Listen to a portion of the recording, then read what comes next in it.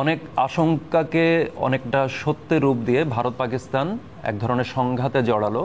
গতকাল রাতে আপনারা জানেন যে পাকিস্তানে ক্ষেপণাস্ত্র হামলা চালিয়েছে ভারত।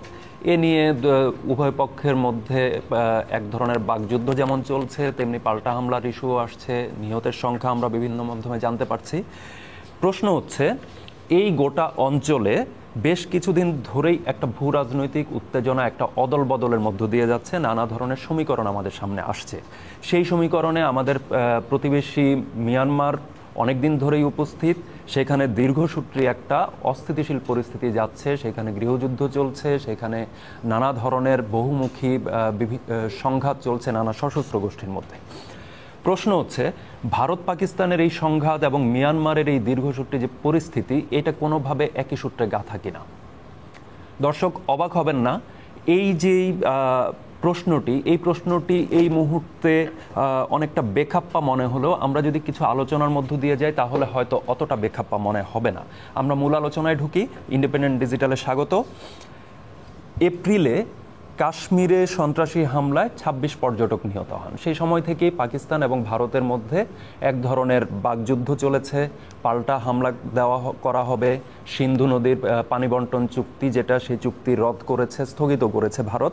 সেইটা প্রেক্ষাপটে এমনকি পাকিস্তানের পক্ষ থেকে বলা হয়েছে যে তারা প্রয়োজনে পারমাণবিক অস্ত্র পর্যন্ত ব্যবহার করতে পারে। এইটা প্রচণ্ড রকমের ঝুঁকি তৈরি করছে বলে তারা সতর্ক করেছিল।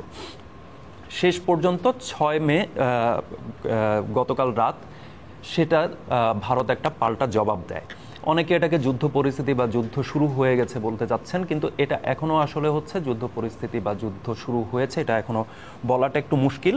এটার কারণ হচ্ছে আন্তর্জাতিক কিছু রেওয়াজ। আন্তর্জাতিক রেওয়াজের মধ্যে কি আছে? আন্তর্জাতিক রেওয়াজের মধ্যে আছে, আপনাদের হয়তো মনে পড়বে যে ইরানে ইসরায়েল হামলা চালিয়ে একজন হত্যা করার পর ইরান হচ্ছে পাল্টা একটা ক্ষেপণাস্ত্র হামলা চালায়। সেই সময় কিন্তু এই ধরনের একটা কানাঘুষা শুরু হয়েছিল যে ইসরায়েল এবং ইরানকে যুদ্ধে জড়াচ্ছে কিনা। কিন্তু আন্তর্জাতিক যে চর্চা এই ধরনের সংঘাতের ক্ষেত্রে, বিশেষত প্রতিরক্ষা খাতের ক্ষেত্রে, সেটা চর্চাটা হলো এই ধরনের কোনো অভিযান যদি কেউ চালায় তাহলে তার পাল্টা একটা অভিযান দিয়ে তার প্রত্যুত্তর দেওয়া হয়। এইটার পরবর্তী ধাপটা আসলে নির্ভর করে হচ্ছে যে প্রত্যুত্তরের পরে আর অগ্রসর হচ্ছে কিনা। আমাদের মূলত এখন দেখার বিষয়টা আসলে এখানেই। এখন আমাদের এই যে বাকযুদ্ধ, এটা প্রতিনিয়ত চলবে ভারত এবং পাকিস্তানের মধ্যে। এই বাকযুদ্ধ আমরা বিভিন্ন সময়ে দেখেছি, বিনোদন মাধ্যম নানাভাবে হচ্ছে, সিনেমা করে নানাভাবেই এই বাকযুদ্ধ চলেছে। তো এইটার সাথে মিয়ানমার আসলে কিভাবে জুড়ে যাচ্ছে সেই প্রশ্নটিতে আমরা আসবো একটু পরে। গোটা অঞ্চলটারই আসলে ভূরাজনৈতিক সমীকরণ বেশ কিছুদিন ধরেই জটিল একটা আকার ধারণ করেছে। এই সমীকরণে প্রায় বিশ্বের তাবড় বড় যে শক্তিগুলো আছে, সেটা অর্থনৈতিক বিবেচনায় হোক, সামরিক শক্তি বিবেচনায় হোক, বড় শক্তিগুলো এটার সাথে যুক্ত। এরা কারা? এরা হচ্ছে যুক্তরাষ্ট্র, চীন, এমনকি রাশিয়াও এটার সাথে বেশ ভালোভাবে যুক্ত আছে। তো আর এই জায়গায় আমাদের আঞ্চলিক শক্তি হিসেবে যদি ভারতকে বিবেচনা করা হয় বা পাকিস্তানকে বিবেচনা করা হয়, তারা তো জড়িয়ে পড়েছেই। সে জিনিসটা আমাদের সামনে এর মধ্যে চলে এসেছে। এখন প্রশ্ন হচ্ছে যে এই জায়গাটাতে আমরা একটু যদি খেয়াল করি, পাকিস্তান, চীন ও যুক্তরাষ্ট্রের দূরবর্তী মিত্র হিসেবে এখানে উপস্থিত আছে। আর ভারতের উপস্থিতি বেশ শক্ত অবস্থানে আছে। এমনকি তুরস্ক অনেক দূরবর্তী জায়গায় হলেও তুরস্ক কোনো না কোনোভাবে এটার সাথে যুক্ত, নানা ধরনের সামরিক সহায়তা বা এই ধরনের কৌশলগত সহায়তার মধ্য দিয়ে।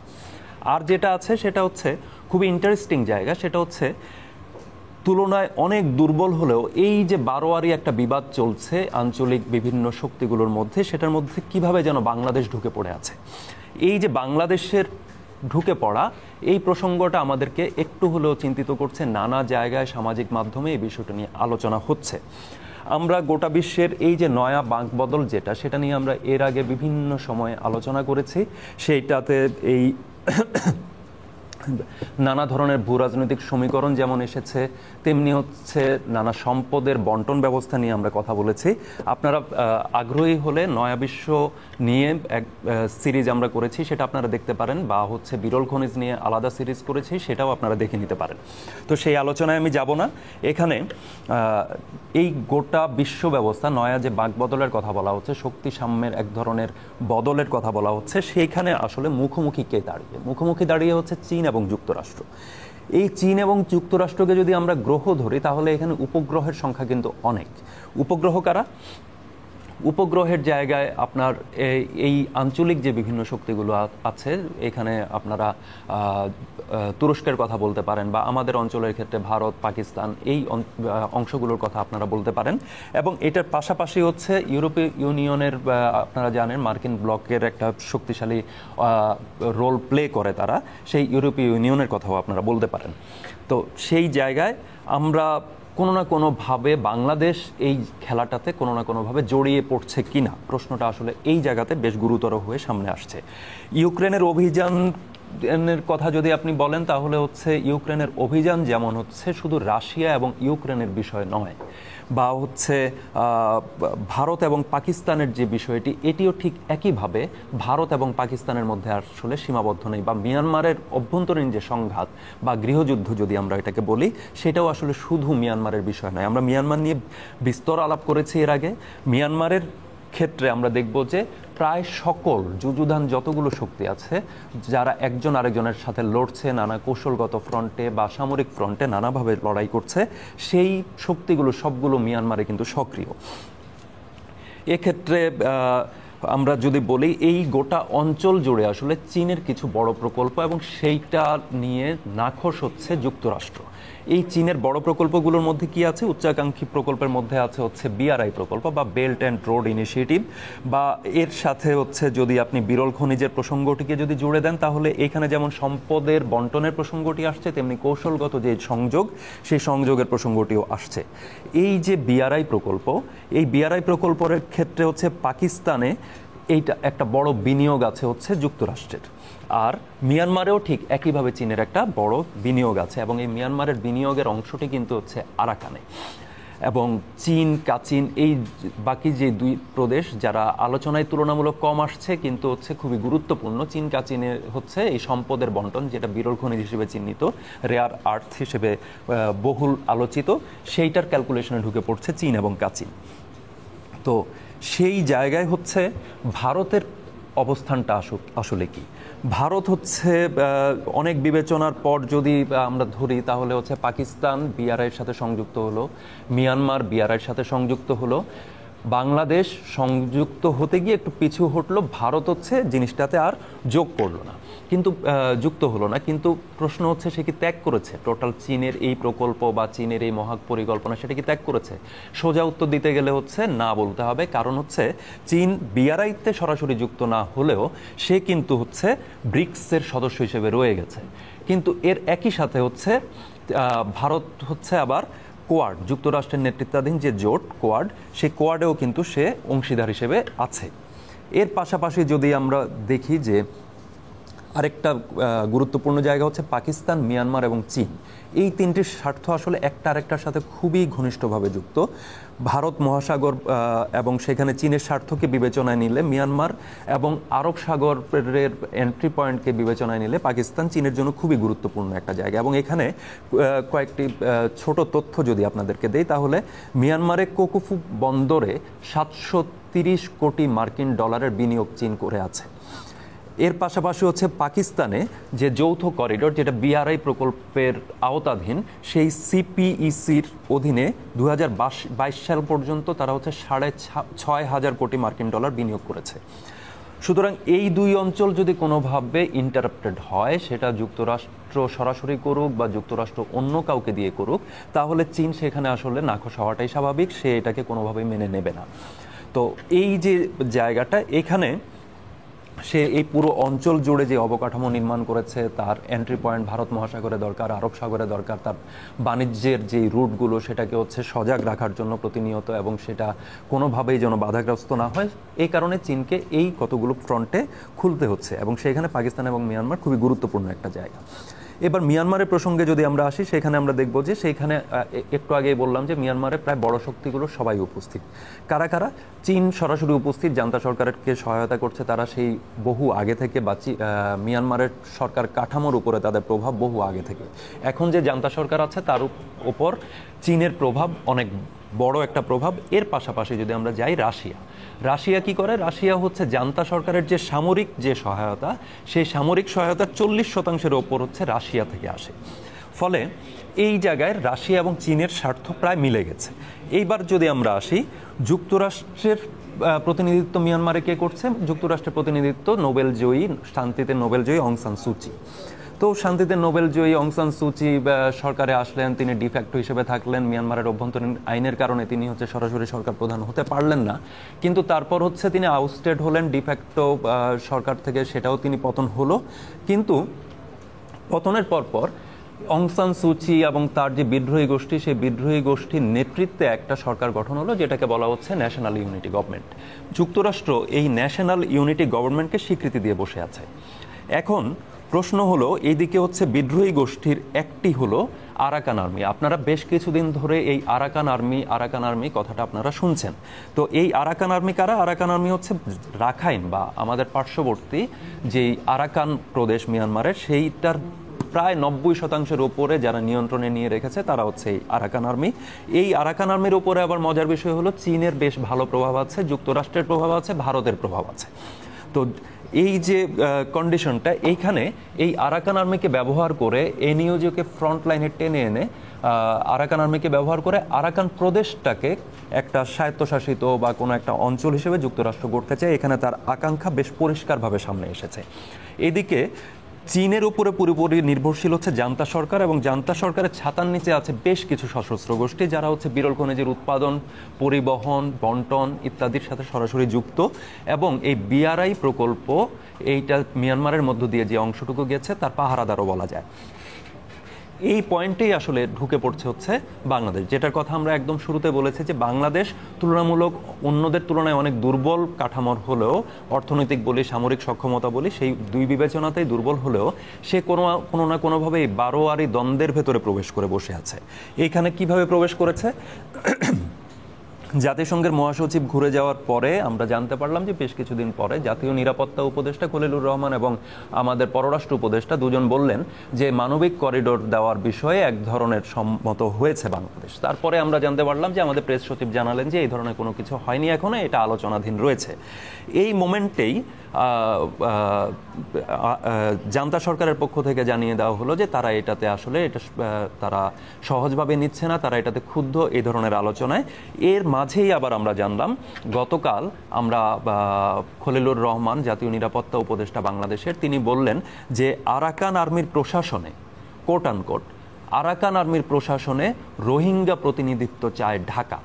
এটা খুবই বড় একটি ঘটনা, বড় একটি বাঁকবতল এই জায়গায়, যে মিয়ানমারের অখণ্ডতাকেই কিন্তু এই বিবৃতিটি প্রশ্নবিদ্ধ করে ফেলে। মিয়ানমারের জান্তা সরকার ঢাকার এই অবস্থানে স্বাভাবিকভাবে ক্ষোভ প্রকাশ করেছে।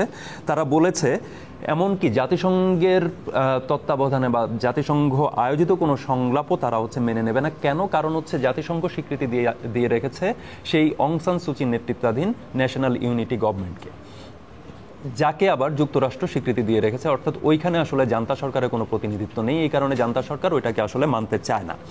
তো ফলে ঢাকার তরফ থেকে যখন বলা হচ্ছে যে আরাকান আর্মির প্রশাসনে রোহিঙ্গাদের প্রতিনিধিত্ব চায় ঢাকা, তখন বড় প্রতিক্রিয়া আসার কথা।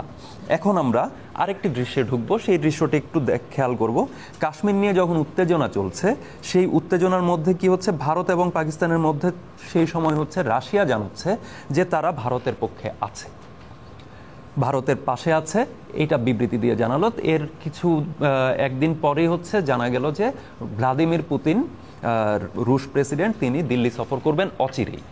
এই মোমেন্টে এইটা যখন আলোচনা, তখন আরেকটি ডেভেলপমেন্ট আমরা দেখতে পাচ্ছি, সেটা চীন এবং রাশিয়ার ঐতিহাসিক সম্পর্ক উদযাপন বা এই ধরনের যেই ইস্যু, সেইটার জন্য আগামী 9 মে বা 10 মে দুই নেতা শি জিনপিং এবং ভ্লাদিমির পুতিন বৈঠক হতে যাচ্ছে। এবং সেইখানে চীনের পক্ষ থেকে বলা হয়েছে কৌশলগত অনেক বিষয় এবং আন্তর্জাতিক এবং আঞ্চলিক নানান কৌশলগত বিষয়ে তাদের মধ্যে আলোচনা হবে।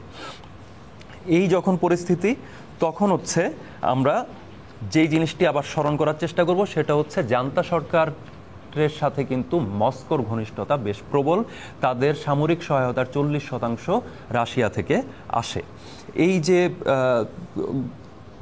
পরিস্থিতি, সেইখানে এখন আমরা যদি বলি যে করিডোরের এই জায়গায় যুক্তরাষ্ট্র যেই চাপ প্রয়োগ করছে বা যেই ধরনের একটা পরিস্থিতি তৈরি করছে, আরাকান আর্মির প্রশাসনে ঢাকাকে দিয়ে যে বিবৃতিটি গেল, সেই যে বিবৃতি, সেইটার পাল্টা হিসেবে যদি ভারতের এই প্রত্যুত্তরটি আমরা পাঠ করতে যাই, তাহলে কিন্তু এক ধরনের ভূরাজনৈতিক সমীকরণ আমাদের সামনে হাজির হয়।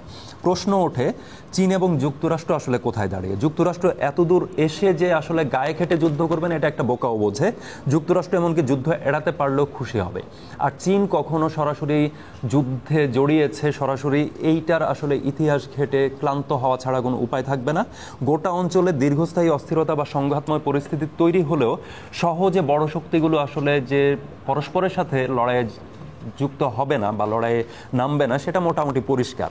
তাহলে তারা কি করতে পারে? তারা যেটা করতে পারে সেটা হচ্ছে যে এই আঞ্চলিক যে বিভিন্ন স্বার্থবাদী যে অংশগুলো, সেগুলো, এটা হতে পারে সশস্ত্র গোষ্ঠী, এটা হতে পারে হচ্ছে সশস্ত্র গোষ্ঠীর কার্যকলাপ প্রতিহতের জন্য সামরিক অভিযান বা পাল্টা অভিযান, এইগুলোর মধ্য দিয়ে, নানা ধরনের অস্থিরতার মধ্য দিয়ে বা একটা সংঘাতের মধ্য দিয়ে এই অঞ্চলের ভূরাজনৈতিক সমীকরণগুলোর মীমাংসা করার একটা চেষ্টা চীন এবং যুক্তরাষ্ট্র করতে পারে। মিয়ানমারের আরাকান, চীন ও কাচিন চীনের জন্য ভীষণভাবে গুরুত্বপূর্ণ। এটা আমরা আগেই বলেছি, বিরল খনিজ এবং বিআরআই প্রকল্পের কারণে এই জায়গাটাতে, এই ঠিক একই কারণে, যেহেতু চীনের জন্য ভীষণভাবে গুরুত্বপূর্ণ এবং চীন হচ্ছে যুক্তরাষ্ট্রের একমেরু যে বৈশ্বিক কাঠামো, সেটা ভেঙে দেওয়ার জন্য নানা ধরনের শক্তি অর্জন করেছে। ফলে ঠিক এই পয়েন্টেই হচ্ছে যুক্তরাষ্ট্রের জন্য এটা খুবই গুরুত্বপূর্ণ হয়ে উঠেছে। বিআরআই এর সুতা যদি ছিন্ন হয়, তাহলে চীনের জন্য বড় ধরনের বিপদ হবে, আর বিআরআই এর সুতা যদি ছিন্ন করা না যায়, তাহলে যুক্তরাষ্ট্রের জন্য বড় বিপদ আছে। ফলে এই জায়গায় ছায়াযুদ্ধ এক রকমের অবধারিত। এই ছায়াযুদ্ধ যদি ভাড়াটে সেনা, সশস্ত্র গোষ্ঠী, তাদের দমনের জন্য সামরিক অভিযান, যেটা একটু আগে বললাম, এইদের সংঘাতের মধ্য দিয়ে যদি হচ্ছে এই সমীকরণের মীমাংসায় পৌঁছানো যায়, তাহলে চীন এবং যুক্তরাষ্ট্র দুজনেই আসলে খুশি থাকবে। এবং এই যে যুক্তরাষ্ট্র ভূরাজনৈতিক দাবার কোর্টে আরাকান আর্মি প্রশাসনে রোহিঙ্গা অন্তর্ভুক্তির চাওয়ার কথা জানিয়ে ঢাকার মাধ্যমে একটা বার্তা যে আসলে দিয়ে বসলো, বা আরাকান আর্মির প্রশাসনকে যে পরোক্ষে একটা স্বীকৃতি দিয়ে বসলো, সেইটা আসলে আমাদের জন্য ভাবনার বিষয়। কারণ ঢাকা এখানে জড়িয়ে গেল, এবং এই ঢাকা জড়িয়ে যাওয়াটা কি ধরনের, ঢাকার এই বিবৃতি আসলে পাঠ করতে হবে। অর্থাৎ আমরা যদি আন্তর্জাতিক কূটনৈতিক বিভিন্ন বিবৃতিকে পাঠ করতে যাই, তাহলে আমরা এটাকে পাঠ করতে হবে যে একটা নতুন মানচিত্রকে আসলে এক ধরনের স্বীকৃতি দেওয়ার মতো করে। এই প্রতিক্রিয়ায় জান্তার মিত্র হিসেবে বাংলাদেশ কেন্দ্রিক জটিলতার প্রেক্ষাপটে মস্কো এবং দিল্লি অপর প্রান্তে যদি উত্তেজনা ছড়িয়ে দেয় বা সন্ত্রাসী হামলার পাল্টা জবাব হিসেবে যদি গতকালকের ঘটনাটি ঘটে থাকে, তাহলে আমরা আসলে অবাক হওয়ার কিছু নেই। ওই প্রান্ত বেছে নেওয়ার অন্যতম কারণ হিসেবে বাংলাদেশ মিয়ানমার সীমান্তে যুক্তরাষ্ট্রের পুরনো মিত্র পাকিস্তানের সাম্প্রতিক তৎপরতাকে এখানে মনোযোগে রাখতে হবে, মাথায় রাখতে হবে। ফলে কাশ্মীর হামলা যেমন, তেমনি এর জবাব হিসেবে পাকিস্তানে ভারতের হামলাকে বৃহত্তর ভূরাজনৈতিক দাবা খেলার অংশ হিসেবে পাঠ করাটা জরুরি। এটাকে বিচ্ছিন্নভাবে যদি আমরা পাঠ করতে যাই, বা এইটাকে যদি ভারত এবং পাকিস্তানের মধ্যকার যুদ্ধ হিসেবে শুধু আমরা পাঠ করতে যাই, তাহলে আমাদের মনে হয় বড় ধরনের ভুল হয়ে যেতে পারে। মস্কো এবং দিল্লি সম্পর্ক অনেক পুরনো। এখানে মজার কিছু বিষয় আছে। চীন পাকিস্তানের মিত্র, মিয়ানমারেরও মিত্র। যুক্তরাষ্ট্র ভারতের মিত্র, পাকিস্তানেরও মিত্র। মস্কো দিল্লি সম্পর্ক অনেক পুরনো, মাঝখানে কিছুটা একটু বিচ্ছিন্নতা, যদি আমি বলি বিচ্ছিন্নতা গেছে, কিন্তু সেটা কিন্তু আসলে ওইভাবে সম্পর্কহীনতার পর্যায়ে যায়নি কখনো। ফলে এটা যে যায়নি তার প্রমাণ হচ্ছে পুতিনের দিল্লি সফরের আগ্রহ প্রকাশ করা। এখন এই যে কন্ডিশন, এই কন্ডিশনে দাঁড়িয়ে আসলে বাংলাদেশ আসলে কি করতে যাচ্ছে? পাকিস্তান সম্ভাব্য সংঘাতে ভারতের পাশে থাকার প্রতিশ্রুতি দিয়েছে, আর বাংলাদেশ কি করতে যাচ্ছে সেখানে? এই প্রশ্নটি গুরুতরভাবে সামনে আসছে। আপনারা জানেন যে বিভিন্ন ছাত্র সংগঠনের পক্ষ থেকেও একটা সংশয় প্রকাশ করা হয়েছে, উদ্বেগ জানানো হয়েছে। আমরা সোশ্যাল মিডিয়াতে বিভিন্ন পক্ষের কাছ থেকে এই ধরনের নানা ধরনের বক্তব্য আমরা দেখতে পাচ্ছি। বিএনপির পক্ষ থেকে বারবারই বলা হয়েছে যে মানবিক করিডোরের ইস্যুতে আসলে এটা রাজনৈতিক সিদ্ধান্ত, এটা সংসদে বসে নিতে হবে, এটাতে জনগণের হিস্সা থাকতে হবে এই সিদ্ধান্তে। তো এই ধরনের যখন বক্তব্য আসছে, তখন বাংলাদেশের প্রসঙ্গটা বা বাংলাদেশের জড়িয়ে যাওয়াটা একটা বড় উদ্বেগ তৈরি করছে। এখন জাতীয় নিরাপত্তা উপদেষ্টা একটু আশ্বস্ত করেছেন গতকাল, সেটা হচ্ছে বাংলাদেশ কোনোভাবে প্রক্সি ওয়ারে জড়াবে না। কিন্তু এটা যেমন আসার কথা, তেমনি হচ্ছে আরেকটি জায়গায় কিন্তু সংশয় থেকে যায়। সেটা হচ্ছে কোনো ধরনের প্রক্সি ওয়ার বা ছায়াযুদ্ধে জড়াবে না, কিন্তু ছায়াযুদ্ধে ব্যবহৃত হবে কিনা। সামরিক সক্ষমতা কিংবা অর্থনৈতিক সক্ষমতা কোনো বিচারেই কিন্তু আসলে বাংলাদেশের সেই যুদ্ধ করার মতো ক্যাপাসিটি নেই। এই যে নেই সেটা সম্প্রতি প্রধান উপদেষ্টা ডক্টর মোহাম্মদ ইউনূসের একটা আহ্বানের মধ্য দিয়ে পরিষ্কার। ডক্টর মোহাম্মদ ইউনূস এই সক্ষমতা অর্জনের আহ্বান জানিয়েছেন, অর্থাৎ সক্ষমতা অর্জনের আহ্বান যখন তিনি জানাচ্ছেন তার মানে আমার সেই সক্ষমতা এখন নেই। এটা কিছুদিন আগে যেহেতু রাতারাতি সেই সক্ষমতা অর্জন অন্তত সামরিক ক্ষেত্রে সেটা অর্জিত হয় না, এটা আমরা সবাই বুঝি। ফলে এই জায়গাটাতে আমাদের অর্থাৎ ছায়াযুদ্ধে না জড়ালেও ছায়াযুদ্ধে আমরা কোনোভাবে ব্যবহৃত হব কিনা এই জায়গায় স্পষ্টতা দরকার। কারণ শেষ পর্যন্ত যুদ্ধ, ছায়াযুদ্ধ, সংঘাত, অস্থিতিশীলতা, অস্থিরতা যাই বলি না কেন, সেখানে বিস্ফোরক ব্যবহার হোক, গুলি ব্যবহার হোক, লাঠি ব্যবহার হোক বা যাই ব্যবহার হোক না কেন, মরে কিন্তু সাধারণ মানুষ। সাধারণ মানুষ নিঃস্ব হয়। মিয়ানমারের আরাকানের যেই অংশের জন্য মানবিক করিডোরের প্রসঙ্গ এসেছে, সেই আরাকানে যারা হচ্ছে উদ্বাস্তু হয়ে বাংলাদেশে আশ্রয় নিয়েছে, এই অংশ যেমন আরাকানে রয়ে যাওয়া সেই অংশ, উভয়ে কিন্তু তীব্র খাদ্য সংকট বা মানবিক সংকটের মধ্য দিয়ে যাচ্ছে। সেখানে যারা এই যুদ্ধবাজ, যারা যুদ্ধ করে হচ্ছে ভূরাজনৈতিক নানান দাবা খেলায় জয়ী হওয়ার চেষ্টা করে, তাদের কিচ্ছু এসে যায় না। সুতরাং এই বিষয়ে বাংলাদেশ কোনোভাবে জড়িত হবে কিনা বা বাংলাদেশ প্রক্সি ওয়ারে জড়াবে না, এই ভাষ্যকে আমরা কতটুকু আস্থায় রাখতে পারবো সেই বিষয়ে স্পষ্টতা দরকার। সেই স্পষ্টতা আশা করি আমরা অচিরেই পাব। ধন্যবাদ, আজ এ পর্যন্ত।